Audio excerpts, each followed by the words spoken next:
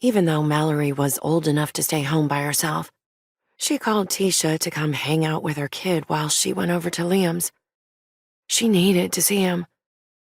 After the day she'd had with her daughter, the realizations that had hit her like an out-of-control train, and the way he'd cooled her off at the police station, she knew now just how foolish she'd been to not trust him sooner. Not foolish. Scared. She had to remind herself of that. She was anything but foolish. She was wary, she was guarded. She wasn't foolish. She'd sat in Liam's driveway for nearly half an hour before she worked up the courage to knock on his door. And when there was no answer, she was crushed. But then she heard the music emanating from the garage, and the deep, sexy baritone voice accompanying it.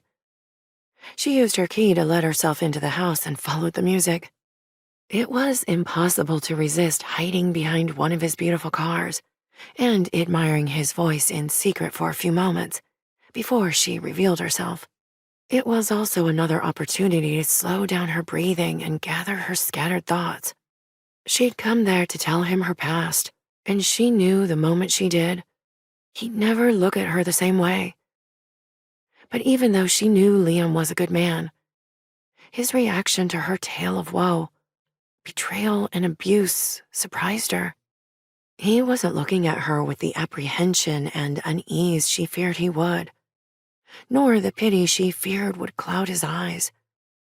What glimmered back at her in the deep brown was nothing but pride, nothing but admiration, nothing but...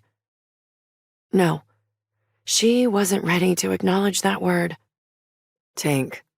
His knuckle beneath her chin forced her to lift her head and keep her focus on him. Thank you for telling me.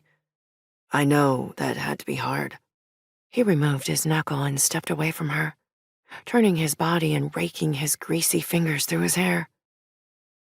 No wonder you kept this a secret for so long. He dropped his hand and studied it, bringing the other one up as well. They were filthy. In 4 long, determined strides, he was at a big basin sink and pumping far more fast orange hand cleaner on his hands than she deemed necessary. He began to scrub and scrub and scrub,